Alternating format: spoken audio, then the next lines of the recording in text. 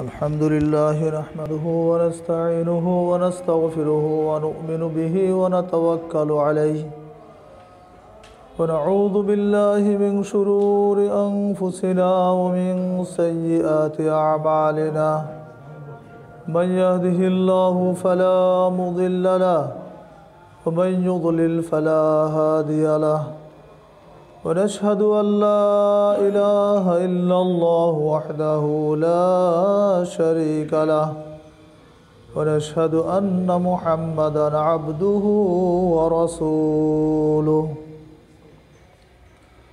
يا أيها الذين آمنوا اتقوا الله حق تقاته ولا تموتن إلا وأنتم مسلمون يا أيها الناس اتقوا ربكم الذي خلقكم من نفس واحدة وخلق منها زوجها وبث منهما رجالا كثيرا ونساء واتقوا الله الذي تساءلون به والأرحام إن الله كان عليكم رقيبا يا أيها الذين آمنوا اتقوا الله وقولوا قولا سديدا يصلح لكم أعمالكم ويغفر لكم ذنوبكم ومن يطع الله ورسوله فقد فاز فوزا عظيما أما بعد فإن خير الحديث كتاب الله وخير الهدي هدي محمد صلى الله عليه وسلم وشر الأمور محدثاتها وكل محدثة بدعة وكل بدعة ضلالة وكل ضلالة في النار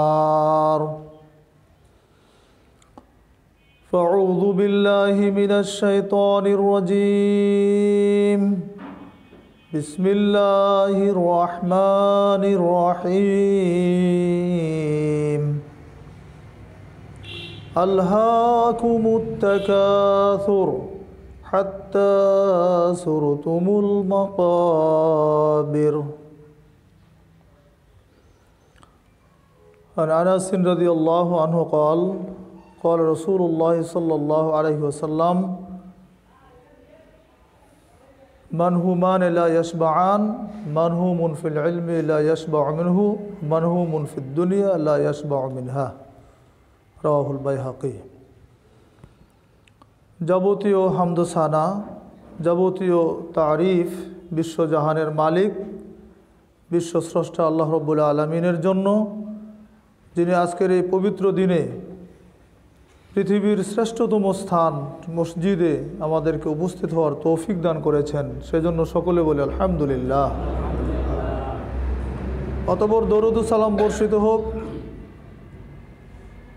বিশ্ব নবী আখির নবী সৈয়দুল মুরসালিন খাতামুন নবিয়্যিন নবী মুহাম্মদ রাসূলুল্লাহ সাল্লাল্লাহু আলাইহি ওয়াসাল্লামের উপর, যার রেখে যাওয়া আদর্শই একমাত্র মুক্তির পথ। আলহামদুলিল্লাহ, আজকে জুমার খুতবায় মসজিদ মুসআব ইবনে উমার রাদিয়াল্লাহু আনহু বেড়া পাবনাতে আজকে আমরা যে বিষয়ে আলোচনা করব সেটি হচ্ছে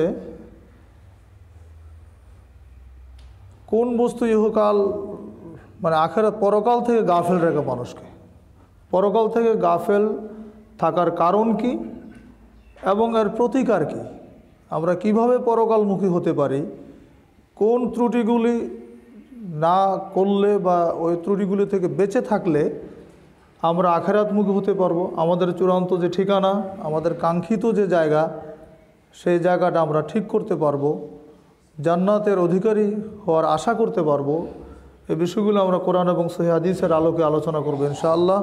ওমা তৌফিক ইল্লা বিল্লাহ আলাইহি তাওয়াক্কালতু ওয়া ইলাইহি উনীব। এই মর্মে সূরা তাকাসুরের প্রথম দুটি আয়াত তিলাওয়াত করেছি। এই আয়াতের মধ্যেই আল্লাহ সুবহানাহু ওয়া তাআলা আর মূল কারণটা উল্লেখ করে দিয়েছেন। মানুষ কেন গাফেল আল্লাহ থেকে, আখিরাত থেকে, কি কারণে গাফেল থাকে, কি দোষ তার, এই বিষয়টা আল্লাহ ছোট্ট একটি আয়াতের মধ্যে উল্লেখ করে দিয়েছেন। যদিও আমরা সকলেই কম বেশি জানি, তারপরেও হাদিস কোরআনের দৃষ্টিভঙ্গিতে আলোচনা শুনলে আমাদের ঈমান তাজা হবে। আমাদের ঈমান যেই অবস্থা আছে, ঈমান কিন্তু বাড়ে এবং কমে। ইয়াজিদু বিত-তাআ ওয়া ইয়ানকুসু বিল মাসিয়া। আল ঈমান ওয়া তাসদীকু বিল জিনান ওয়াল ইকরারু বিল লিসান ওয়াল আমালু বিল আরকান ইয়াজিদু বিত-তাআতি ওয়া ইয়ানকুসু বিল মাসিয়া। ঈমান হচ্ছে অন্তরের বিশ্বাস, মুখের স্বীকৃতি এবং কর্মে বাস্তবায়ন। এই তিনটির সমন্বিত রূপকে বলা হয় ঈমান, যেটা আনুগত্যে বৃদ্ধি পায়। ইয়াজিদু বিত-তাআতি, আনুগত্যে বেশি হয়, ঈমান বাড়ে। ওয়া ইয়ানকুসু বিল মাসিয়া, আর অবাধ্যতায় আনুগত্য না করলে যা ঈমান কমে যায়। যত ইবাদত বেশি হবে ঈমান তত তাজা হবে, আর ইবাদত যত কমে যাবে তত ঈমান তত দুর্বল হয়ে যাবে। এজন্য আমরা এই বিষয়গুলি বারবার আমাদের শুনতে হয়, আমাদের ঈমানকে তাজা করার জন্য, আমরা যেন আল্লাহকে ভুলে না যাই, আল্লাহর প্রতি আমরা যেন আরও আল্লাহর জিকির আজকার ইবাদতের জন্য মশগুল হতে পারি। সেই জন্য আল্লাহ সুবহানাহু ওয়া তাআলা বলছেন, আলহাকুমুত তাকাসুর হাত্তা জুরতুমুল মাকাবির। এই দুইটি আয়াত আমরা আলোচনা করব, যদিও আরও কয়েকটা আয়াত এই সূরার মধ্যে আছে। খুতবার সংক্ষিপ্ত সময় আলোচনা শেষ করা সম্ভব না, সেজন্য আমরা দুটি আয়াতকে বাছাই করেছি। আল্লাহ বলেছেন, আলহাকুমুত তাকাসুর, তোমাদেরকে গাফেল করে রাখে অধিক আশা আকাঙ্ক্ষা, অধিক পাওয়ার ইচ্ছা, অধিক লোভ লালসা, এইগুলো তোমাদেরকে গাফেল রাখে। হাত্তা জুরতুমুল মাকাবির, এমনকি তোমরা কবরস্থান পর্যন্ত পৌঁছে যাও। ছোট্ট দুইটা আয়াত, অর্থ শুনলে বোঝা যায় যে আল্লাহ কি বলতে চাচ্ছেন এখানে। আলহাকুমুত তাকাসুর, অধিক পাওয়ার আকাঙ্ক্ষা, লোভ লালসা তোমাদেরকে আল্লাহ থেকে, আখিরাত থেকে গাফেল করে রাখে। এমনকি তোমরা হাত্তা জুরতুমুল মাকাবির, এমনকি তোমরা কবরে পৌঁছে যাও। আমরা মনে করি যে ঠিক আছে, এখন তো বয়স খুব কম, বেশি হয় নাই, শেষ বয়সে গিয়ে একবারে হজ করে এসে আল্লাহর ইবাদত বন্দেগী এমনভাবে শুরু করব, তওবা তিল্লা করে একেবারে পাক্কা মুসল্লি হয়ে যাব। এরকম কিন্তু আমাদের অনেকের বিশ্বাস যে শেষ জীবনে গিয়ে একেবারে পাক্কা মুসল্লি হয়ে যাব। তো এইরকম করতে করতে একসময় কবরের ডাক চলে আসে। আমরা জানি না যে কোন দিন আমাদের মৃত্যু হবে। এমন কোনো যন্ত্র আবিষ্কার হয় নাই যে যন্ত্রের মাধ্যমে জানা যাবে যে মানুষ আগামী কতদিন বেঁচে থাকবে। অজানা একটা আয়ু আল্লাহ আমাদেরকে দিয়েছেন, যে আয়ু সম্পর্কে কোনো জ্ঞান আমাদের নেই। এখানে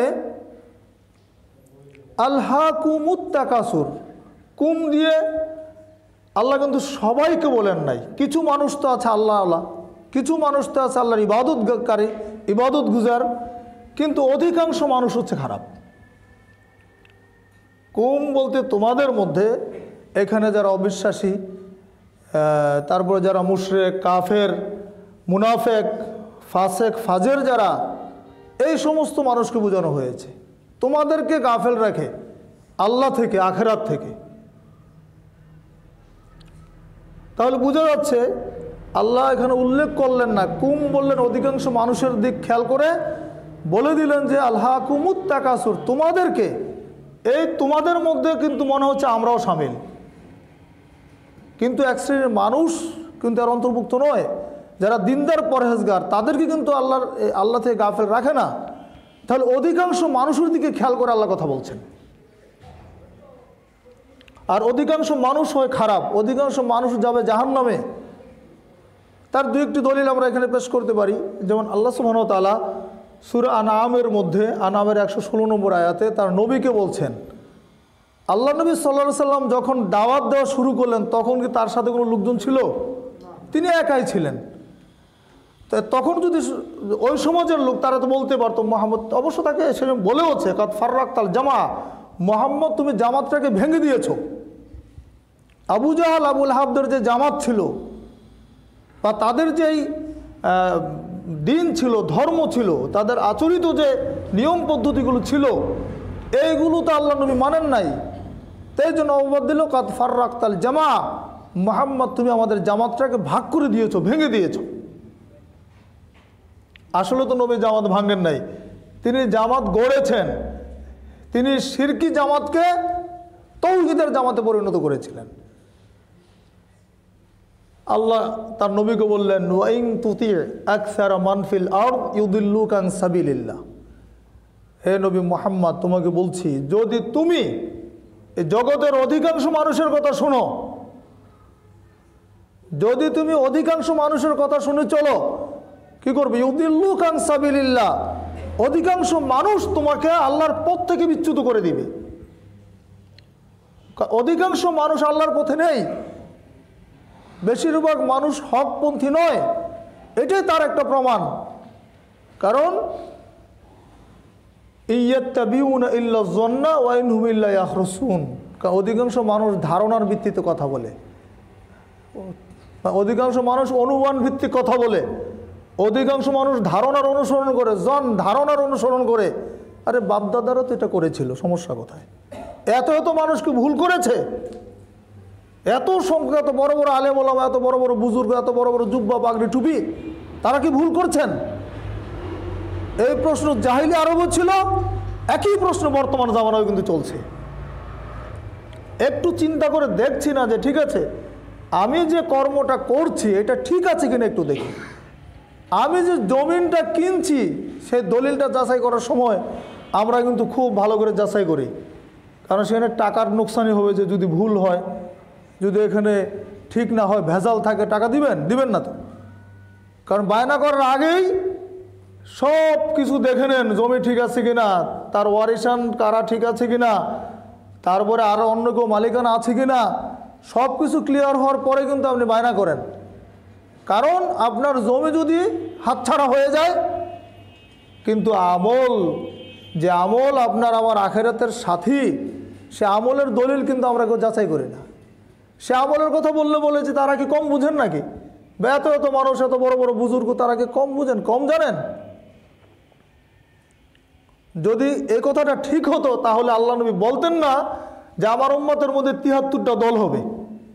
দেখেন সেখানেও সংখ্যা কম। আব্দুল্লাহ ইবনে আমর রাদিয়াল্লাহু আনহু থেকে বর্ণিত, তিনি বলছেন লা ইয়াতিয়ান্না আলা উম্মতি কামা আতা আলা বানি ইসরাঈল হাদওয়ান নাল বিন নাল হাত্তা ইন কানা মিনহুম মান আতা উম্মুহু আলানিয়াতান লা কানা মিন উম্মতি মান ইয়াসনাউ যালিক। আমার উম্মতের অবস্থা বনি ইসরাঈলের মতো হবে। কেমন? যেমন একজোড়া জুতা, সাদৃশ্য দেখাতে গিয়ে তিনি জুতার সাথে তুলনা করলেন। জুতা দুইটা দুই রকম হয় না, দুই জুতা কিন্তু একরকমই হয়। তো তিনি বললেন যে বনি ইসরাঈলের সাথে আমার উম্মতের সাদৃশ্য ঠিক এইরকম হবে। তারপরে তিনি বললেন ইন্না বানি ইসরাঈলা তাফাররাকাত আলা সিনতাইন ওয়া সাবঈনা মিল্লাহ, বনি ইসরাঈলরা ৭২টা দলে বিভক্ত হয়েছিল। ওয়া তাফতারিকু উম্মতি আলা সালাসি ওয়া সাবঈনা মিল্লাহ, আমার উম্মত ৭৩ দলে বিভক্ত হবে। কুল্লুহুম ফিন্নার ইল্লা মিল্লাত ওয়াহিদা, প্রত্যেকে জাহান্নামে যাবে, একটি মাত্র মিল্লত জান্নাতে যাবে। মান হিয়া ইয়া রাসূলুল্লাহ, সাহাবারা আশ্চর্য হয়ে গেলেন, ব্যাপার কি, এত দল সব জাহান্নামে যাবে, একটি দল জান্নাতে যাবে, এটা কেমন কথা হলো? তো মান হিয়া ইয়া রাসূলুল্লাহ, হে আল্লাহর রাসূল সাল্লাল্লাহু আলাইহি ওয়াসাল্লাম, এই একটি দল, এটা কোন দল, পরিচয়টা কি? তখন তিনি কিন্তু কোনো দলের নামও বলেন নাই, কোনো তরিকার নাম বলেন নাই, কোনো মাযহাবের নাম বলেন নাই। তিনি একটা মূলনীতি বললেন। কি বললেন? মা আনা আলাইহি ওয়া আসহাবি, আমি এবং আমার সাহাবীরা যেই আমলের উপরে আছি, যে তরিকার উপরে আছি, যেই পথের উপরে আছি, এই পথের অনুসারী যারা, তারা জান্নাতে যাবে। সুবহানাল্লাহ। দেখেন তিনি কিন্তু কোনো একটা দলকে ইন্ডিকেট করেন নাই। তাহলে বোঝা যাচ্ছে যে এই হাদিসটা পেশ করলাম এর জন্য যে অধিকাংশ মানুষ জাহান্নামে যাবে, কম সংখ্যক মানুষ জান্নাতে যাবে। কম সংখ্যক লোকই ভালো, তার প্রমাণ আল্লাহ সুবহানাহু ওয়া তাআলা বলে দিয়েছেন কালিলুম মিন ইবাদিয়াশ শাকুর, আমার শুকুর গুজার বান্দার সংখ্যা কম। আল্লাহ সুবহানাহু ওয়া তাআলা তার নবীকে বললেন এই কথা, তুমি অধিকাংশ মানুষের কথা শুনবে না। তাহলে এখন আমাদেরকে অধিকাংশ মানুষের কথা শোনা উচিত না দলিলের কথা শোনা উচিত? দলিলের কথা শোনা উচিত। এই আয়াত থেকে আমাদের জন্য শিক্ষণীয় কিন্তু এখানে আল্লাহ তার নবীকে গাইড করছেন যে তুমি কিন্তু তাদের কথা শুনবে না, কারণ তোমাকে আমি যেটা ওহী দিচ্ছি, আমার পক্ষ থেকে যেটা তোমার কাছে আসছে সেটাই তুমি শুনবে। এই এত বড় বড় হুমরাস বড় বড় নেতাগোতার কথা শোনার দরকার নেই, ওহী আল্লাহর পক্ষ থেকে আসে। ঠিক একই নির্দেশ কিয়ামত পর্যন্ত আগত সকল মুসলমানের জন্য অধিকাংশ মানুষের পূজা করা যাবে না, কোরআন এবং সহিহ হাদিসের নির্দেশ মেনে নিতে হবে। রাসূলুল্লাহ সাল্লাল্লাহু আলাইহি ওয়াসাল্লাম বলছেন, আবু সাঈদ খুদরি রাদিয়াল্লাহু আনহু থেকে বর্ণিত আরেকটা হাদিস, তিনি বলছেন সহিহ বুখারী 3348 নম্বর হাদিস, যে উম্মতের মধ্যে জান্নাতীদের সংখ্যা কেমন। এই হাদিসটা আমাদের জানা দরকার এই জন্য যে আমরা যে খুব অহংকার করছি, আসলে আল্লাহ সুবহানাহু ওয়া তাআলা জান্নাতে কত পার্সেন্ট লোকে জান্নাতে দিবেন। আবু সাঈদ খুদরি রাদিয়াল্লাহু আনহু থেকে বর্ণিত, তিনি বলছেন যে ক্বালা রাসূলুল্লাহ সাল্লাল্লাহু আলাইহি ওয়াসাল্লাম, রাসূল সাল্লাল্লাহু আলাইহি ওয়াসাল্লাম বলেছেন যে ইয়াকুলুল্লাহু তাআলা ইয়া আদম, আল্লাহ তাআলা আদমকে ডেকে বলবেন কিয়ামতের দিন, হে আদম, হে আদম, ইয়াকুলু লাব্বাইকা ওয়া সা'দাকা ওয়াল খায়রু ফি ইয়াদাইক। আদম বলবেন, হে আল্লাহ আমি উপস্থিত, আমি সৌভাগ্যবান, আর যাবতীয় কল্যাণ আল্লাহ আপনার হাতে। কি বলছেন আপনি বলেন। এবার আল্লাহ বলবেন, ইয়াকুলুল্লাহ আখরিজ বা'সান নার, আদম তুমি তোমার সন্তানদের মধ্যে জাহান্নামীদেরকে বের করো, জাহান্নামীদেরকে আলাদা করো। ক্বালা ওয়া মা বা'সুন নার, হে আল্লাহ কিভাবে করব, কোন রেশিওতে করব, কোন পদ্ধতিতে করব, বা কয়জন কয়জন করে করব। তখন আল্লাহ বললেন, মিন কুল্লি আলফিন তিসআমিআতা ওয়া তিসআতা ওয়া তিসঈন, হে আদম তুমি 1000-এর মধ্যে 999 জনকে জাহান্নামের জন্য আলাদা করো। 1000 মানুষের মধ্যে একজন মানুষ জান্নাতে যাবে। আদম সন্তানের রেশিও হচ্ছে 1000 মানুষ জাহান্নামে যাবে আর একজন জান্নাতে যাবে। ফাইন্দাউ ইয়াশিবুস সগীর ওয়া তাদা কুল্লু যাতিন হামলিন ওয়া যাতি হামলিন হামলাহা ওয়া তারান নাসা সুকার। আল্লাহ সূরা হজের 2 নম্বর আয়াতে এই প্রসঙ্গে বলছেন, সেদিন পরিস্থিতি এত জটিল হবে, এত কঠিন হবে, সেদিন যুবকরা বুড়ো হয়ে যাবে। ওয়া তাদা কুল্লু যাতি হামলিন হামলাহা, এবং গর্ভবতী মায়েদের গর্ভপাত ঘটে যাবে। ওয়া তারান নাসা সুকারা, আল্লাহ বলছেন তুমি মানুষদেরকে পাগলের মতো দেখতে পাবে। ওমা হুম বিসুকারা, কিন্তু আসলে তারা পাগল না। মানুষকে মনে হবে পাগল, কিন্তু আসলে তারা পাগল না। ওয়ালাকিন্না আযাবাল্লাহি শাদীদ, কিন্তু আল্লাহর আযাব অত্যন্ত কঠিন। ঠিক একই আয়াত, একই অবস্থা সম্পর্কে আল্লাহ অন্য আয়াতে বলছেন, ইয়াউমা ইয়াফিরুল মারউ মিন আখিহি ওয়া উম্মিহি ওয়া আবিহি ওয়া সাহিবাতিহি ওয়া বানিহি লিকুল্লি ইমরিইম মিনহুম ইয়াওমাইযিন শাআনুন ইউগনি। সেদিন পলায়ন করবে। ইয়াউমা ইয়াফিরুল মারউ মিন আখিহি, ভাই থেকে পলায়ন করবে, সন্তান পিতা থেকে পলায়ন করবে, স্বামী স্ত্রী থেকে পলায়ন করবে। কেউ কারো জন্য উপকারে আসবে না, কেউ কারো দিকে তাকানোর সুযোগ পাবে না, প্রত্যেকেই নিজেকে নিয়ে ব্যস্ত থাকবে। তো ওই সময় আল্লাহ এইভাবে একজন জান্নাতের জন্য আর বাকি 1000-এর মধ্যে বাকি সব জাহান্নামের জন্য ভাগ করতে বললেন। এবার রাসূল করিম সাল্লাল্লাহু আলাইহি ওয়াসাল্লামকে সাহাবারা জিজ্ঞেস করলেন, ইয়া রাসূলুল্লাহ ওয়া মা বা'সুন নার আইয়ুনা যালিকাল ওয়াহিদ। হে আল্লাহ রাসূল সাল্লাল্লাহু আলাইহি ওয়াসাল্লাম, একজন যে জান্নাতে যাবে এই লোকটা কে? একজন 1000-এর মধ্যে একজন জান্নাতি হবে, এই লোকটা তো সৌভাগ্যবান, তার পরিচয় কি? তখন রাসূল সাল্লাল্লাহু আলাইহি ওয়াসাল্লাম বললেন, আবশিরু ফা ইন্না মিনকুম রাজুলুন ওয়া মিন ইয়াজুজ ওয়া মাজুজ আলফ। সুসংবাদ দিলেন আমাদেরকে, বললেন সাহাবীরা তোমরা সুসংবাদ গ্রহণ করো, একজন হচ্ছে তোমাদের মধ্য থেকে একজন, উম্মতে মুহাম্মদী থেকে একজন, আর ইয়াজুজ মাজুজের অনুসারী থেকে বাকি 999 জন। এবার আল্লাহ বলছেন, সুম্মা ক্বালা ওয়াল্লাযী নাফসি বিয়াদিহি, ওই আল্লাহর কসম করে বলছি যার হাতে আমার জীবন রয়েছে, আল্লাহ নবী বলছেন ওই আল্লাহর কসম করে বলছি যার হাতে আমার জীবন রয়েছে, ইন্নী আরজু আন তাকুনু রুবু আহলিল জান্নাহ, আমি আশা করি যে তোমরা হবে জান্নাতের 1/4, 4 ভাগের 1 ভাগ। রাবি বলছেন ফাকাব্বান, আমরা তখন তাকবীর বললাম, আল্লাহু আকবার, খুশিতে। সুম্মা কাল, এবার আল্লাহ নবী আবার বলছেন আরজু আন তাকুনু সুলুস আহলিল জান্নাহ, হে সাহাবীরা শুনো, আমি আশা করছি যে তোমরা হবে জান্নাতের 1/3। ফাকাব্বান, আর রাবি বলছেন আমরা সবাই আল্লাহু আকবার বললাম। এবার নবী বলছেন আরজু আন তাকুনু নিসফা আহলিল জান্নাহ, হে সাহাবীরা শোনো, আমি আশা করছি তোমরাই হবে জান্নাতের অর্ধেক। বলুন আলহামদুলিল্লাহ। রাবি বলছেন আমরা সবাই বললাম আল্লাহু আকবার।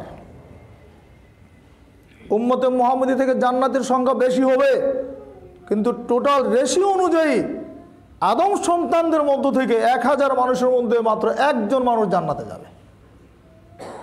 তাহলে অধিকাংশ মানুষ ভালো না খারাপ? খারাপ। অধিকাংশ মানুষের কথা শুনলে বিভ্রান্ত হতে হবে, এটাই হচ্ছে তার প্রমাণ। এই জন্য আল্লাহ সুবহানাহু ওয়া তাআলা এখানে বললেন আলহাকুমুত তাকাসুর, তোমাদেরকে গাফেল করে রাখে। তাকাসুর মানে অধিক পাওয়া, অধিক লোভ লালসা। দুনিয়াতে আমরা যারা বসবাস করছি আমাদের চাহিদার কোনো শেষ নেই। আমরা দেখেন না যখন বিল্ডিং তৈরি করি, একতলা ছাদ দেওয়ার পরে কিন্তু রডগুলি খাড়া করে রাখি। কেন? আশা আছে যদি টাকা হয় তাহলে দোতলাটা করব। দোতলা করার পরে কিন্তু রড ঠিকই খাড়ো থাকে। ইচ্ছা যদি টাকার ব্যবস্থা হয় তাহলে 3 তলা করব। মানুষের চাহিদার কোনো শেষ নেই।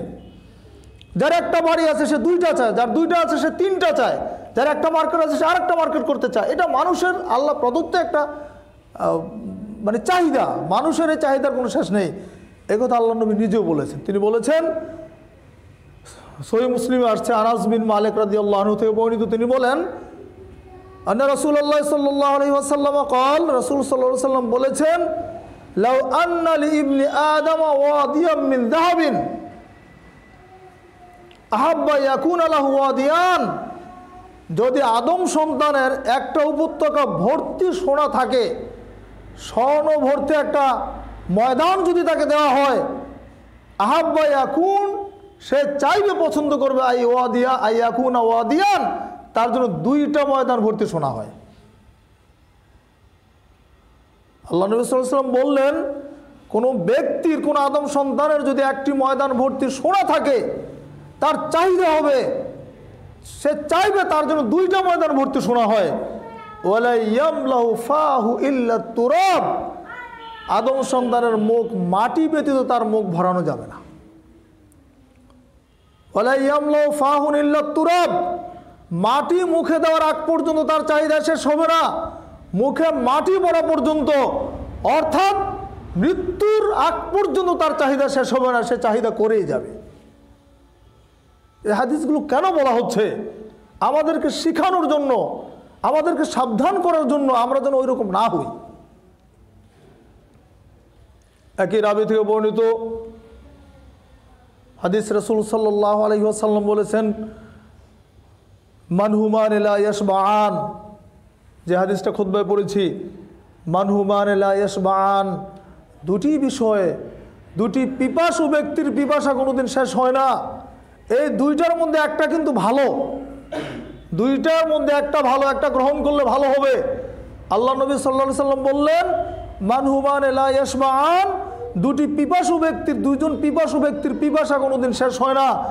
মানহুমুন ফিল ইলমি লা ইয়াশবাউ মিনহু, জ্ঞান পিপাসু যে, তার জ্ঞানের পিপাসা কোনোদিন শেষ হয় না। বলুন সুবহানাল্লাহ।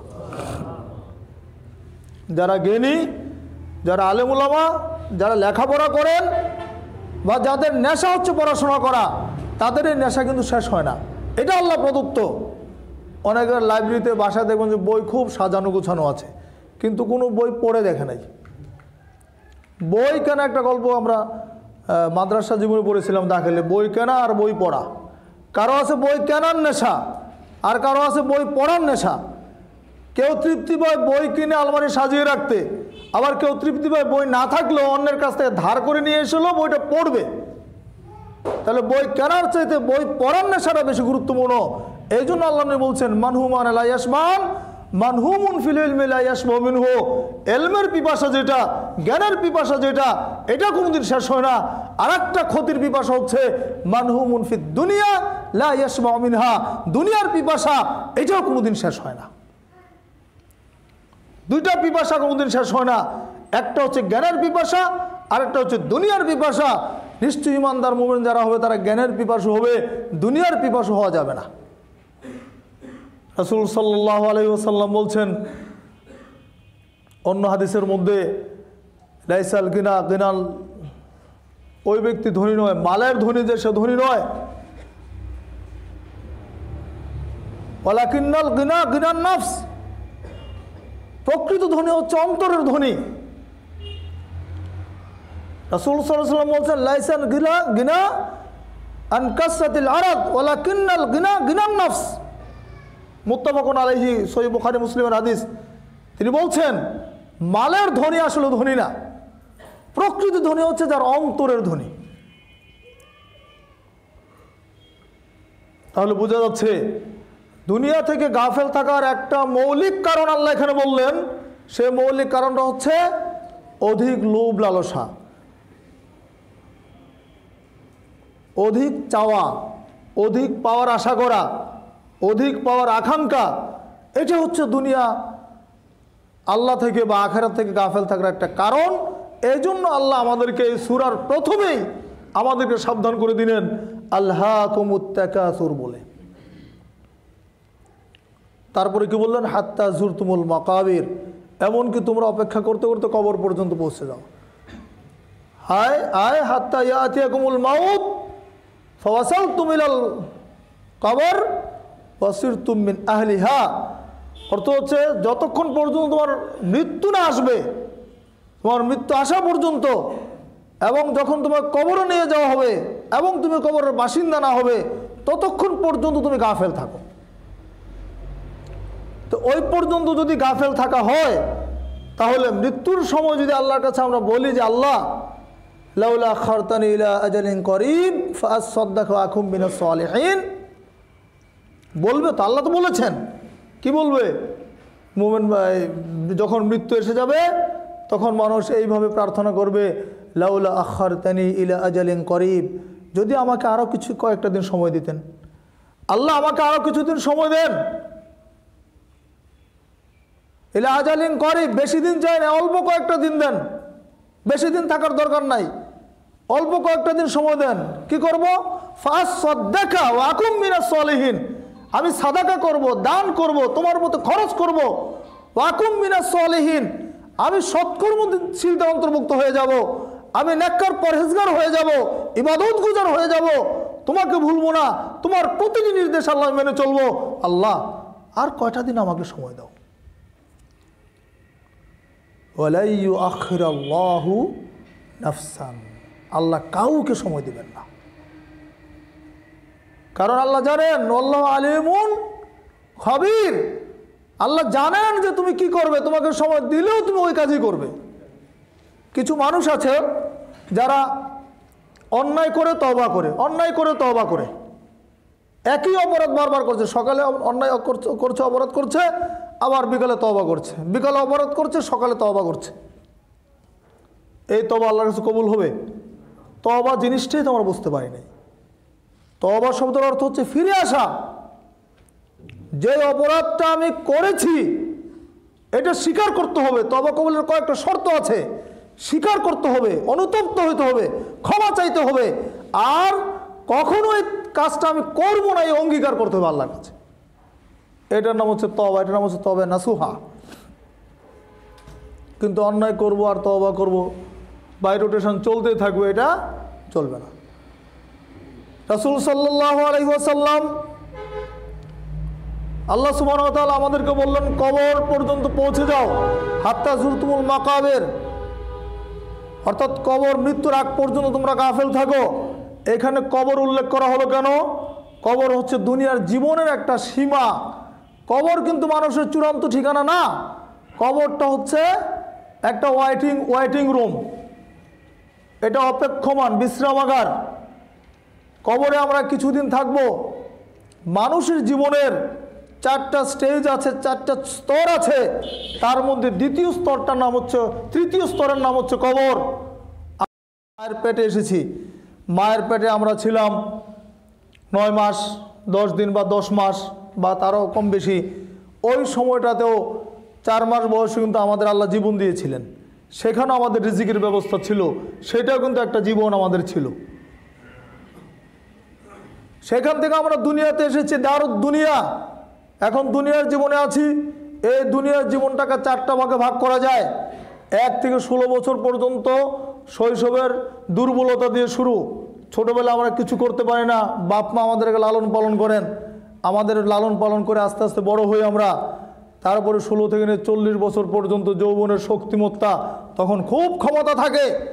যৌবনের শক্তি মানে রাখার জায়গা পাই না আমরা। এটা কতদিন পর্যন্ত? 40 বছর পর্যন্ত।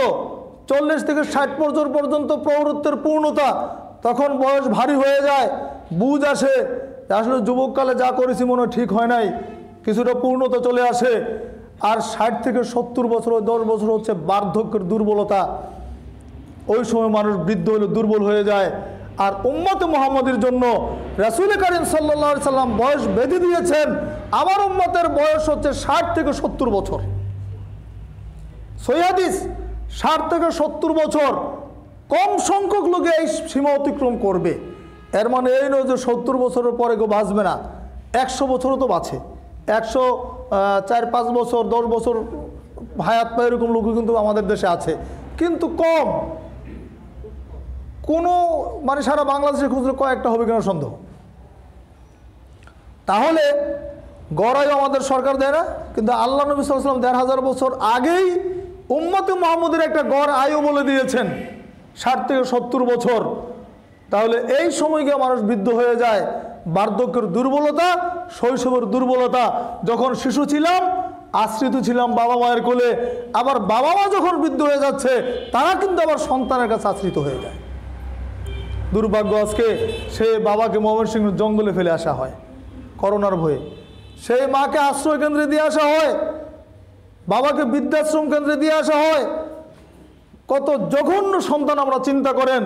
আরে ওই পিতা মাতাই তো আমাকে লালন পালন করেছে। প্রচণ্ড শীতের মধ্যে লেপের নিচে পেশাব করে দিতাম, কে দেখতো? মা। মায়ের তো ঘুম হয় নাই সারা রাত, বারবার বাচ্চার কাঁথা পাল্টাতে হয়েছে। এখন তো ডাইভার হয়েছে, কত আধুনিক পদ্ধতি হয়েছে, আগের দিনে তো এগুলো ছিল না। আমাদের মায়েরা তো কষ্ট করেছে, শীতের দিন সারা রাত তারা ঘুমাতে পারে না। কারণ একটা বাচ্চা পেশাব করে দিলে যদি ভিজানোর মধ্যে বেশিক্ষণ থাকে তার ঠান্ডা লেগে যাবে, এই চিন্তাটা মায়ের ছিল। কিন্তু সেই মা যখন বৃদ্ধ হয়, ওই সন্তান মাকে জঙ্গলে ফেলে আসে। কি জঘন্য শিক্ষা আমরা লাভ করেছি, কত নিচু পর্যায়ে গিয়ে আমরা পৌঁছেছি, একটু চিন্তা করে দেখেন। মৃত্যুর পরের জীবন হচ্ছে আলমে বারজাক। আল্লাহ বলছেন ওমি ওয়ারাইহিম বারজাখুন ইলা ইয়াউমি ইউবাসুন। সূরা মুমিনের আল্লাহ বলছেন তাদের সামনে উত্থান দিবস পর্যন্ত পর্দা আড়াল করে রাখা হলো। অর্থাৎ কবরের জায়গাটা হচ্ছে আলমে বারজাক, যেটা এটা হচ্ছে একটা পর্দার মধ্যে ঢাকা। একটা কিয়ামত পর্যন্ত মানুষের মৃত্যুর পরে এই অবস্থায় থাকবে। তার রূহ 2 জায়গায় চলে যাবে, একটা ইল্লিনে যাবে, একটা সিজ্জিনে যাবে। নেককার হলে ইল্লিনে যাবে, সিজ্জিনে যাবে যদি বদকার হয়, গুনাহগার হয়। মৃত্যু থেকে, জান কবজ করা থেকে তার আলামত শুরু হয়ে যাবে, সে নেককার না বদকার, গুনাহগার। এইভাবে থাকবে কিয়ামত পর্যন্ত। কিয়ামত যখন হবে তখন দারুল কারার বা মানুষের চূড়ান্ত ঠিকানা, বিচার হবে, হাসর হবে। হওয়ার পরে মানুষের ঠিকানা নির্ধারণ হবে, সে জান্নাতে যাবে না জাহান্নামে যাবে। জাহান্নামের উপর দিয়ে পুল সেরাত থাকবে, সেই পুল সেরাত পার হয়ে জান্নাতে যেতে হবে। নেকি অনুযায়ী মানুষ বিদ্যুৎ গতিতে চলে যাবে, কেউ পায়ে হাঁটার গতিতে যাবে, কেউ গাড়ির গতিতে যাবে, আর কেউ সেখানে কেটে কেটে নিচে জাহান্নামের মধ্যে পড়বে। কত কঠিন মুহূর্তগুলো আমাদের সামনে আসছে। একটু যদি চিন্তা করি তাহলে দুনিয়ার মোহ, দুনিয়ার চিন্তা ভাবনা মাথায় ঢুকার কথা না।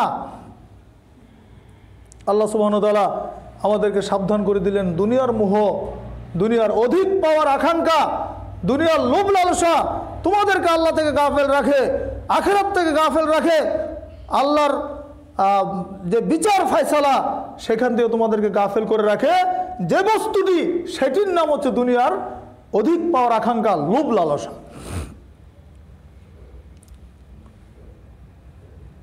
এই গাফলেতু থেকে বাঁচার উপায় কি? এ থেকে প্রতিকারের পথ কি? আমরা 3-4টা বিষয় এখানে উল্লেখ করব। তার 1 নম্বর বিষয় হচ্ছে অল্পে তুষ্ট থাকা। অল্পে তুষ্ট থাকা একটা মহৎ গুণ। আল্লাহ নবী আল্লাহর কাছে দোয়াই করতেন যে আমাকে পরিমিত রুজি দাও, বেশি রুজি আমাকে দিও না। আল্লাহ নবী আল্লাহর কাছে প্রার্থনা করতেন যে আমাকে পরিমিত রিজিক দাও। রাসূল সাল্লাল্লাহু আলাইহি ওয়াসাল্লাম উপদেশ দিয়েছেন উম্মতকে, তোমরা তোমাদের চাইতে যারা নিচু পর্যায়ের তাদের দিকে তাকাও। উনজুরুমা আসফালাকুম, তোমাদের মধ্যে যারা নিচের অবস্থানে আছে তাদের দিকে তাকাও। রেল স্টেশনে গিয়ে দেখো সেখানে মানুষ প্রচণ্ড শীতের মধ্যে কীভাবে শুয়ে আছে, কাতরাচ্ছে কীভাবে। এখনও ডাস্টবিনের কুকুরের সাথে দেশের মানুষ খাবার খুঁজে বেড়াচ্ছে কীভাবে। অনুভূতিতে নিয়ে আসো, চিন্তা ভাবনা করো। নবী আমাদেরকে শিক্ষা দিচ্ছেন তোমরা তোমাদের নিচের দিকে তাকাও, তাহলে শুকরিয়া আদায় করতে পারবে। উপরের দিকে তাকালে আর শুকরিয়া আসবে না, তখন আফসোস হবে ইস অমুকের 5 তলা বাড়ি আছে, আমারটা তো 1 তলা, আমারটা 5 তলা হলে তো ভালো ছিল। অমুকের গাড়ি আছে, অমুকের বিশাল অর্থ সম্পত্তি আছে, আমার কম কেন? আল্লাহ তুমি আমাকে দিলে না কেন? এইরকম একটা খায়েশ, এরকম একটা আকাঙ্ক্ষা তোমার মধ্যে জন্ম হবে, এটা করবে না। আল্লাহ রাসূল সাল্লাল্লাহু আলাইহি ওয়াসাল্লাম বলছেন, আবু হুরায়রা রাদিয়াল্লাহু আনহু থেকে বর্ণিত, তিনি বলেন রাসূল সাল্লাল্লাহু আলাইহি ওয়াসাল্লাম একদিন আবু হুরায়রা রাদিয়াল্লাহু আনহুকে বলছেন, হে আবু হুরায়রা, একজন বিখ্যাত সাহাবী, সবচাইতে বেশি হাদিস বর্ণনা করেছেন যে সাহাবী আবু হুরায়রা রাদিয়াল্লাহু আনহু, তাকে আল্লাহ নবী 5টা উপদেশ দিচ্ছেন, 5টা উপদেশ দিয়েছেন। তার 1 নম্বর হচ্ছে, ইয়া আবু হুরায়রা, হে আবু হুরায়রা, কুন ওয়ারিয়ান তাকুন আবাদান নাস। আবু হুরায়রা, তুমি আল্লাহ ভীরু হয়ে যাও, তাহলে তুমি শ্রেষ্ঠ বান্দা হতে পারবে। আবু হুরায়রা, কুন ওয়ারিয়ান, তুমি আল্লাহ ভীরু হয়ে যাও, আল্লাহকে ভয় করো। তাকুন আবাদান নাস, মানুষের মধ্যে সবচাইতে শ্রেষ্ঠ ইবাদত গুজার ব্যক্তি তুমি হতে পারবে। কোন রাকিয়ান, তুমি অল্প তুষ্ট হও। তাকুন আশকারান নাস, তুমি শ্রেষ্ঠ কৃতজ্ঞ বান্দা হতে পারবে। উপদেশ দিচ্ছেন আল্লাহ নবী আবু হুরায়রাকে, হে আবু হুরায়রা, তুমি আল্লাহ ভীরু হও, শ্রেষ্ঠ বান্দা হতে পারবে। তুমি অল্প তুষ্ট হও, তাহলে শ্রেষ্ঠ কৃতজ্ঞ হতে পারবে। আর তুমি কোন কোন আহাব্বালিন নাস মা তুহিব্বুলি নাফসিক, তুমি তোমার নিজের জন্য যেটা পছন্দ করো মানুষের জন্য সেটা পছন্দ করবে। তুমি নিজের জন্য যেটা ভালো লাগে, তোমার পছন্দ হয়, এটা তুমি মানুষের জন্য পছন্দ করবে। আর তাহলে তুমি তাকুন মুমিনান, তাহলে তুমি শ্রেষ্ঠ মুমিন হতে পারবে। 4 নম্বর বললেন, কোন জারিয়া মিন জাওয়ারিকা, তুমি প্রতিবেশীর সাথে সদাচরণ করো, তুমি প্রতিবেশীর সাথে ভালো আচরণ করো, সুসম্পর্ক রাখো, তাহলে তুমি শ্রেষ্ঠ মুসলিম হতে পারবে। তাকুন মুসলিমান, শ্রেষ্ঠ মুসলিম হতে পারবে। ও আকিল্লা দাহিকা, কম কম হাসবে। 5 নম্বর উপদেশ হচ্ছে কম হাসবে, বেশি হাসবে না। তাহলে কারণ ফাইন্না কাসরাতা দাহিকি তুমিতুল কলব, বেশি হাসলে অন্তর মরে যায়, বেশি হাসলে অন্তরকে মেরে ফেলা হয়। বেশি হাসবে না, কম হাসবে, তাহলে আল্লাহ ভীতি তোমার মধ্যে থাকবে, তাকওয়া পরহেজগারিতা তোমার বৃদ্ধি পাবে। 5টি উপদেশের মধ্যে 1টি উপদেশ হচ্ছে তুমি অল্পে তুষ্ট থাকবে। অল্পে তুষ্ট কেন থাকবেন? অন্য একটা হাদিস বলেন রাসূল সাল্লাল্লাহু আলাইহি ওয়াসাল্লাম বলছেন, আন মুতাররিফ আন আবিহি, তিনি বলছেন মুতাররিফ রাদিয়াল্লাহু আনহু তার পিতার সূত্রে বর্ণনা করছেন যে আতাইতুন নবী সাল্লাল্লাহু আলাইহি ওয়াসাল্লাম, আমি একদিন আল্লাহর নবী সাল্লাল্লাহু আলাইহি ওয়াসাল্লামের কাছে আসলাম, তিনি তখন আলহাকুমুত তাকাসুর এই সূরাটা পড়ছিলেন। ক্বালা, তিনি বললেন, ইয়াকুলু ইবনু আদম মালি মালি وهل لك يا ابن آدم من مالك إلا ما أكلت فأفنيت أو لبست فأبليت أو تصدقت فأمضيت। আল্লাহ নবী সাল্লাল্লাহু আলাইহি ওয়াসাল্লাম আলহাকুমুত তাকাসুর সূরা পড়ছিলেন। রাবী বলছেন আমি যখন তার নিকটে আসলাম তখন তিনি পড়া বন্ধ করলেন। এবার বলছেন ইয়াকুল ইবনু আদম মালি মালি, আদম সন্তান বলে আমার মাল আমার মাল, আমার সম্পদ আমার সম্পদ, আমার বাড়ি আমার গাড়ি, আদম সন্তান এগুলি বলে।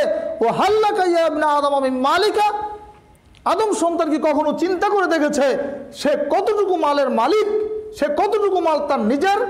ইল্লা মা আকালতা ফাআফনাইতা। এবার আল্লাহ নবী ব্যাখ্যা দিয়ে বলছেন মা আকালতা ফাআফনাইতা, সে তো ওইটুকুর মালিক যেটুকু সে খেয়ে হজম করেছে। আও লাবিস্তা ফাআবলাইতা, ওইটুকুর মালিক যে পোশাকটা পরিধান করে সে ছিন্ন করেছে, নষ্ট করতে পেরেছে, এইটুকু হচ্ছে তার পোশাক। সুন্দর থাকলেও সেটা ওয়ারিশটা পরে, সে মালিক না। যে পোশাকটা বাতিল হয়ে গেছে, পরে শেষ করা গেছে, আল্লাহ নবী বললেন এটার মালিক হচ্ছে সে। আর 3 নম্বর আরেকটি বিষয়ের মালিক বললেন আও তাসাদ্দাকতা ফাআমদাইতা, আরেকটা মালিক হচ্ছে যেটা সে সাদাকা করেছে, দান করে যেটা সামনে পাঠিয়ে দিয়েছে, তার আখিরাতের ব্যাংকে ডিপোজিট করেছে, আখিরাতের খাতায় যেটা জমা করেছে, এইটা হচ্ছে তার। বলুন সুবহানাল্লাহ। তাহলে মানুষের সম্পদ কি? যেটা আমি খেলাম এটা আমার, যেটা পড়লাম সেটা আমার, আর যেটা আমি রেখে গেলাম আমার আসল ঠিকানা আসল জায়গায় আখিরাতের ব্যাংকে ডিপোজিট করলাম, এটা হচ্ছে আমার। এই হাদিসের সমর্থনে আর একটা হাদিস বলা যায়, একদিন আল্লাহ নবী সাল্লাল্লাহু আলাইহি ওয়াসাল্লাম সাহাবীদেরকে জিজ্ঞেস করছেন এক বৈঠকের মধ্যে, বলো তো সাহাবীরা, তোমাদের মধ্যে এমন কেউ কি আছে যে নিজের সম্পদকে ভালো না বেশে অন্যের সম্পদকে ভালোবাসে? সাহাবীরা বলো, তোমাদের মধ্যে এমন কোনো ব্যক্তি কি আছো যে নিজের মালকে মহব্বত না করে অপরের মালটাকে মহব্বত করে? সাহাবারা বললেন মা মিন্না ইয়া রাসূলুল্লাহ, আল্লাহ রাসূল সাল্লাল্লাহু আলাইহি ওয়াসাল্লাম, না আমাদের মধ্যে এমন কেউ নেই। এই প্রশ্ন আমাদেরকে করলে কিন্তু আমরা এই উত্তরে দিতাম প্রত্যেকেই নিজের মালটাকে মহব্বত করে, অন্যের মালটাকে মহব্বত করে না। অন্যের সম্পত্তির প্রতি ভালোবাসা মানুষের থাকে না।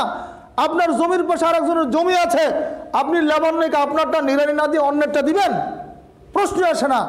বলবেন যে আরে আমি টাকা খরচ করে লেবার নিয়ে আসছে মানুষটা দেওয়ার জন্য। অন্যেরটার মহব্বত আমাদের কারণে। আপনার বাড়ির যাওয়ার রাস্তা খারাপ, আপনি আপনার রাস্তা ঠিক না করে কি আরেকজনের রাস্তা ঠিক করে দিবেন? প্রশ্নই আসে না। আল্লাহ নবীর সামনে সাহাবের উত্তর দিলেন মা মিন্না ইয়া রাসূলুল্লাহ, হে আল্লাহ রাসূল, জি না জি না, আমাদের মধ্যে এমন কেউ নেই। আমরা প্রত্যেকে নিজেরটাকে ভালোবাসি, মানুষেরটাকে ভালোবাসি না। এবার না আল্লাহ নবী বললেন তোমাদের মাল হচ্ছে ফাইন্না মালাহু মা কুদ্দিমা ওয়া মালা ওয়ারিসি মা আখার, তোমাদের মাল হচ্ছে যেটা তোমরা দান সাদাকা করে সামনে পাঠিয়ে দিয়েছো। ওয়া মাল ওয়ারিসি, আর তোমাদের ওয়ারিসদের মাল হচ্ছে যেটা তোমরা ছেড়ে যাচ্ছ, রেখে যাচ্ছ, যে মালটা তোমাদের মৃত্যুর পর থেকে যাচ্ছে দুনিয়াতে, এইটা হচ্ছে তোমাদের ওয়ারিসদের মাল। আর তোমরা যেটাকে বলছো মহব্বত করার কথা, যদি সত্যিকার অর্থে মহব্বত করো তাহলে তুমি দান সাদাকা করে সামনে পাঠিয়ে দাও, আসল হচ্ছে তোমার মাল হচ্ছে ওইটা। ছোট্ট ছোট্ট হাদিস থেকে আমাদের জন্য শিক্ষার অনেক কিছু বিষয় আছে। আমরা দুনিয়া থেকে অনেক কিছু করি, কিন্তু যাওয়ার সময় শূন্য হাতে বিদায় নেই, কোনো কিছু আমাদের থাকে না। আহাল পরিবারের জন্য সবই রেখে যাই, কিন্তু আমি আমার জন্য কি করলাম? মৃত্যুর পরে তো হয়তো 1-2 বছর মনে থাকলো, তারপরে মনেই থাকবে না। আর আমাদের তো এখন ওইরকম অনুষ্ঠানও নাই, সব বন্ধ।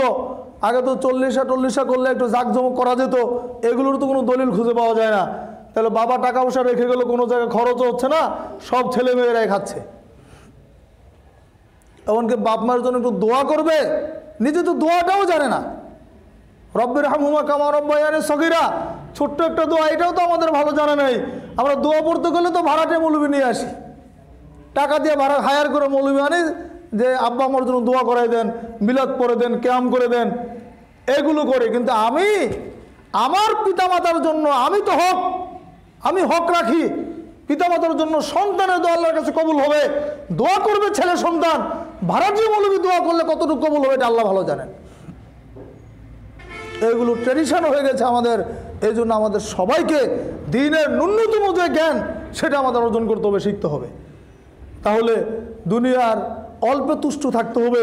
অল্প আল্লাহ যতটুকু দিয়েছেন আলহামদুলিল্লাহ, যতটুকু দিয়েছেন আলহামদুলিল্লাহ। আল্লাহ যদি একদিন না খেয়েও রাখেন আলহামদুলিল্লাহ, এটাই করতে হবে। কত ইতিহাস এখানে আছে। আবু হুরায়রা রাদিয়াল্লাহু আনহু একটু আগে বললাম, সবচেয়ে বেশি হাদিস বর্ণনা করেছেন। রাস্তার ধারে পড়ে আছেন, ক্ষুধার জ্বালায় রাস্তার পাশে পড়ে আছেন ক্ষুধার্ত অবস্থায়। হযরত ওমর ফারুক রাদিয়াল্লাহু আনহু আসলেন পাশ দিয়ে, তিনি সালাম দিলেন। ভাবলাম সালাম দিলে হয়তো ওমর আমাকে জিজ্ঞেস করবে যে তোমার কি সমস্যা, তাই বলবো আমার ক্ষুধা খেতে পাই নাই। ওমর রাদিয়াল্লাহু আনহু বুঝতে পারলেন না, সালামের উত্তর দিয়ে চলে গেলেন মসজিদ নববীতে। একটু বড় আবু বকর সিদ্দিক রাদিয়াল্লাহু আনহু আসলেন, তিনি তাকেও সালাম দিলেন একই নিয়ত করে যে যদি আবু হুরায়রা আমার পেটের অবস্থা, আমার যে ক্ষুধার যন্ত্রণা, এটা যদি তিনি আবু বকর বুঝতে পারেন তাহলে হয়তো আমাকে কিছু খাবারের ব্যবস্থা করে দেবেন। কিন্তু আবু বকর সিদ্দিক রাদিয়াল্লাহু আনহু বুঝতে পারলেন না। আবু হুরায়রা সালাম দিলেন, তিনি সালামের উত্তর নিয়ে চলে গেলেন মসজিদ নববীর মধ্যে। একটু পরে আল্লাহ নবী সাল্লাল্লাহু আলাইহি সাল্লাম আসলেন, আল্লাহ নবীকে সালাম দিলেন। নবী বুঝতে পারলেন, মুস্কি হাসলেন। এবার আল্লাহ নবী বললেন আবু হুরায়রা চলো। তিনি যখন আল্লাহ নবী ডাকলেন, আবু হুরায়রা গেলেন। আল্লাহ নবী তাকে নিয়ে বাড়িতে গেলেন। বাড়িতে গিয়ে খোঁজ নিলেন যে বাড়িতে কিছু আছে খাবার দাবারের।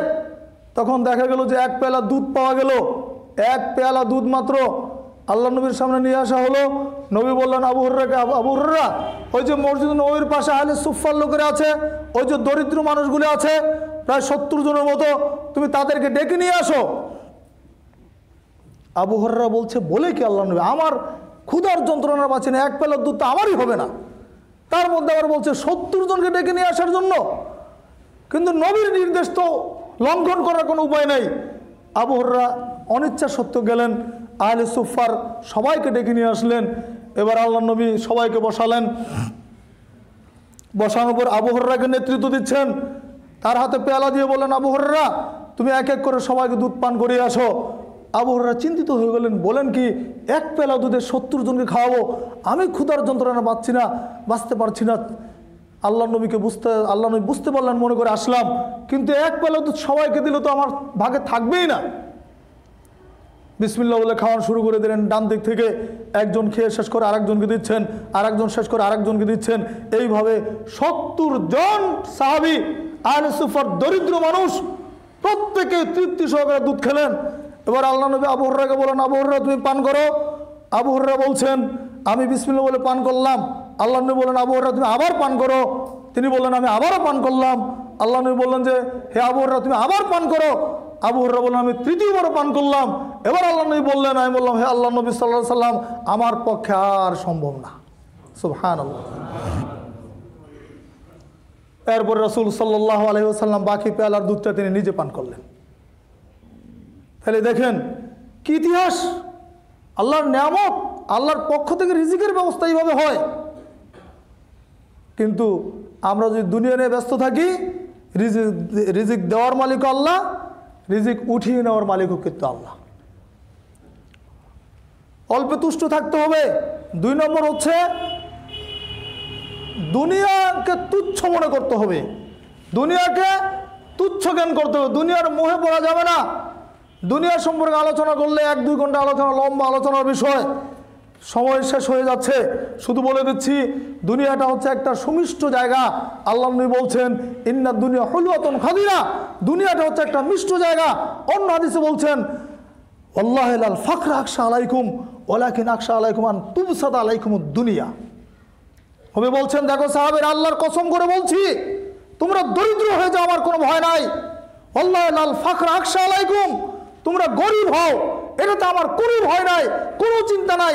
ওয়ালাকিন আকশা আন তুবসাত আলাইকুমুদ দুনিয়া, কিন্তু আমার ভয় হয়, আমার আশঙ্কা হয় তোমাদের সামনে দুনিয়াটাকে তুলে ধরা হবে, দুনিয়াটাকে প্রসারিত করে দেওয়া হবে।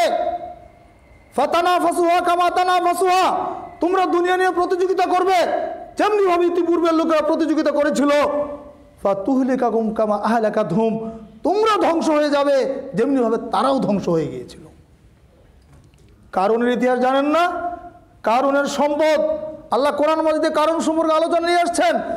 তার গোডাউনগুলোর চাবি বহন করার জন্য আল্লাহ বলছেন এক দল শক্তিশালী মানুষের প্রয়োজন ছিল।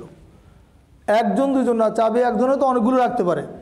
কারুনের এত সম্পদ ছিল, এত গোডাউন ছিল, ওইগুলোর চাবি বহন করার জন্য আল্লাহ বলছেন একদল মানুষ লাগতো। সে কারণকে আল্লাহ ধ্বংস করে দিয়েছেন। কারণ কি? অহংকার। তাকে লোকেরা বলেছিল, কারণ তুমি তো সম্পদের মালিক হয়েছো আল্লাহর ইচ্ছায়, আল্লাহর নির্দেশ মতো চলো, আল্লাহর শুকরিয়া আদায় করো। কারণ বলছে যে এটা আমি আমার নিজস্ব জ্ঞান দিয়ে লাভ করেছি, আমার নিজস্ব জ্ঞান, আমার মেধা খাটিয়ে আমি বড় লোক হয়েছে, টাকা পয়সার মালিক হয়েছি। কি বলছো তোমরা এগুলো? একদিন যখন খুব সেজে গুজে বাবু সাহেবের মতো রাস্তা দিয়ে হেঁটে যাচ্ছে, এমন সময় আল্লাহর গজবের নির্দেশ চলে আসলো, কারণ তার ধন সম্পদ গোডাউন টোডাউন সব সহ আল্লাহ মাটির নিচে গারদ করে দিলেন। সে আল্লাহ এখন আছেন না? সে আল্লাহ বাঁচাতেও পারেন, মারতেও পারেন। দুনিয়া নিয়ে অহংকার করার কোনো সুযোগ নেই। দুনিয়ার মুখ ছাড়তে হবে, দুনিয়ার মূল্য নেই। একটা ছোট্ট হাদিস বলি, সাহল ইবনে সাদ রাদিয়াল্লাহু আনহু থেকে বর্ণিত, তিনি বলছেন, লাউ কানাতিদ দুনিয়া তা'দুলু ইনদাল্লাহি জানাহা বাউদা। যদি আল্লাহর নিকটে, আল্লাহ রাসূল সাল্লাল্লাহু আলাইহি সাল্লাম বলছেন, এই দুনিয়ার দাম, দুনিয়ার মূল্য যদি আল্লাহর কাছে একটা মাছির ডানার সমান হতো, একটা মাছি তার আবার ডানা। দেখেন, মাছি আমাদের কোনো কাজে লাগে? মাছির কোনো দাম আছে? রপ্তানি করা যায়? কোনো উপকারে আসে? কিচ্ছু আসে না। এইরকম একটা অপ্রয়োজনীয় সৃষ্টি আমাদের দৃষ্টিতে, নিশ্চয় আল্লাহর কাছে একটা প্রয়োজন আছে, এইরকম একটা সৃষ্টির একটা ডানার কথা বললেন যে গোটা পৃথিবীর দাম যদি আল্লাহর কাছে একটা মাছের ডানার সমান হতো, মা সাকা কাফিরা মিনহা শারবাতা মাইন। আল্লাহ বলছেন, আমি এই পৃথিবীতে কোনো কাফেরকে আমি এক ঢোক পানি পান করার সুযোগ দিতাম না। হাদিসটা শুনলেন খুব সহজে, কিন্তু এটার মর্ম বুঝতে পারেন নাই। এই পৃথিবীতে আল্লাহ কাফেরকে এক ঢোক পানি দিতেন না যদি আল্লাহর কাছে দুনিয়ার দাম একটা মাছের ডানার সমান হতো।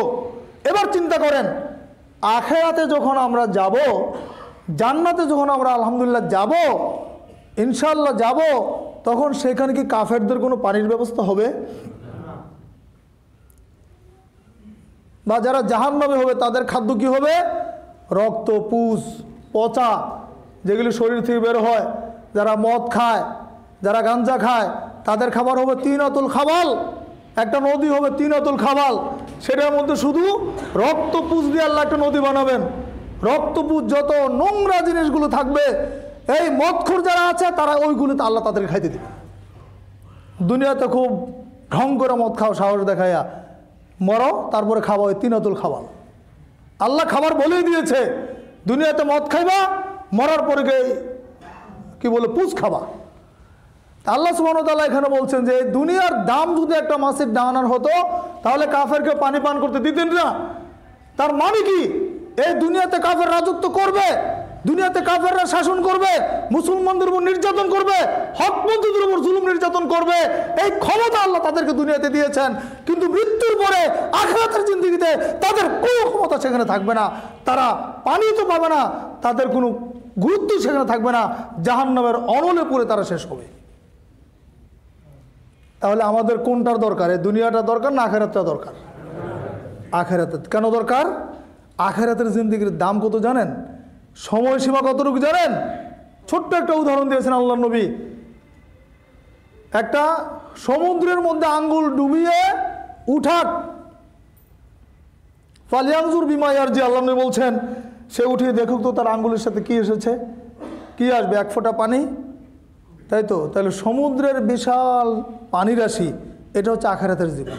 সুবহানাল্লাহ বলেন। আর এই এক ফোঁটা পানি হচ্ছে পৃথিবীর সৃষ্টি থেকে নিয়ে কিয়ামত পর্যন্ত জীবন। এখানে আরেকটু ব্যাখ্যা দিই আমি। এখানে সমুদ্রের পানি কোনোদিন শেষ করা যাবে? শুকানো যাবে? কোনো মেশিনপত্র যন্ত্র আবিষ্কার হয়েছে পৃথিবীতে যে কেউ ইচ্ছা করলে সমুদ্র শুকাতে পারবে? পারবে না। সমুদ্রের পানি যেমন কোনোদিন শেষ হবে না, আখিরাতের জীবনও কোনোদিন শেষ হবে না। এটাই হচ্ছে হাদিসের কথা। তাহলে সেই চূড়ান্ত ঠিকানা অনন্ত জীবন হচ্ছে আমাদের। সেখানে যাওয়ার জন্য আমাদেরকে চেষ্টা করতে হবে। গাফেল হলে চলবে না, দুনিয়ার মোহ ত্যাগ করতে হবে, অল্প তুষ্ট থাকতে হবে। আর আর আর দুটি পয়েন্ট শুধু বলে দেই, আল্লাহর জিকির করতে হবে, স্মরণ, আল্লাহকে স্মরণে রাখতে হবে, মৃত্যুর কথা স্মরণ করতে হবে। ছোট্ট একটা হাদিস বলে খুতবা শেষ করে দিচ্ছি। আব্দুল্লাহ ইবনে ওমর রাদিয়াল্লাহু আনহু বলছেন, রাসূল সাল্লাল্লাহু আলাইহি সাল্লাম আমার হাতে কাঁধের মধ্যে হাত রাখলেন, অন্য রাওয়ায়াতে আসছে আমার শরীরের যে কোনো জায়গায় তিনি হাত রাখলেন, রেখে বলছেন, কুন ফি দুনিয়া কান্নাকা গরিবুন আও আবিরু সাবিলিন। হে আব্দুল্লাহ ইবনে ওমর, তুমি দুনিয়াতে, তোমাকে উপদেশ দিচ্ছে দুটি বিষয়, দুনিয়াতে তুমি গরিব অবস্থায় থাকবে, আগন্তুক অবস্থায়, আও আবিরু সাবিল, পথিক অবস্থায়। এর পরের বাক্যে তিনি বলছেন, ওয়া উদ্দা নাফসাকা মিন আহলিল কুবুর, আর তুমি তোমাকে একজন কবরের বাসিন্দা মনে করবে। বাস, এইটা হচ্ছে আমাদের শিক্ষণীয় বিষয়। ওয়া উদ্দা নাফসাকা মিন আহলিল কুবুর, তুমি নিজেকে একজন কবরের বাসিন্দা মনে করবে। আজকে তুমি ভূপৃষ্ঠে হাঁটছো, চলে বেড়াচ্ছ, ভূপৃষ্ঠে বিচরণ করে বেড়াচ্ছ, হায়াত শেষ হয়ে গেলে তুমি ভূগর্ভে চলে যাবে, এই মাটিরই তুমি 3.5 হাত নিচে চলে যাবে। ওই 3.5 হাত নিচের খবর আমরা কেউ জানি না। সেখানে কি হবে কোনো খবর নেই, কোনো টেলিফোন নেই, কোনো যোগাযোগ নেই, কিচ্ছু খবর আমাদের কাছে নেই। আল্লাহ নবী বলছেন, ওমর, আব্দুল্লাহ ইবনে ওমর, তুমি সবসময় নিজেকে মনে করবে যে আমি একজন কবরের বাসিন্দা। ঠিক ভাই, আমরা যদি নিজেকে কবরের বাসিন্দা মনে করতে পারি, তাহলে আমাদের অহংকার থাকবে? আমাদের আর দুনিয়াবে কোনো লোভ লালসা থাকবে? থাকবে না। এই জন্য নিজেকে আখিরাতমুখী করার জন্য চেষ্টা করে আসেন। নিজেকে কবরের বাসিন্দা মনে করি সবসময়, দুনিয়ার মুখকে আমরা মোহ ত্যাগ করি, দুনিয়াকে তুচ্ছ তাচ্ছিল্য মনে করতে হবে। আল্লাহর কাছে দুনিয়ার যেহেতু কোনো দাম নেই, আমাদের কোনো দাম নেই। দুনিয়াতে আমাদেরকে পাঠিয়েছেন আখিরাতের কি করার জন্য? খ্যাতি করার জন্য। সেটার জন্য আল্লাহ আমাদেরকে দান করেন। আমরা যেন এখানে ভালো আবাদ করতে পারি, জমিটা ভালো করে নিড়ানি দিতে পারি, সার দিতে পারি, তাহলে আমরা আখিরাত থেকে ভোগ করতে পারবো। মুমিন দুনিয়াতে ভোগের জন্য চিন্তা করে না, মুমিন আখিরাতে ভোগ করবে, দুনিয়াতে ত্যাগ করবে। দুনিয়াতে যারা ত্যাগী হবে তারাই আখিরাতে ভোগ করতে পারবে, আর দুনিয়াতে যারা ভোগের চিন্তা করবে তারা আখিরাতে বঞ্চিত হবে।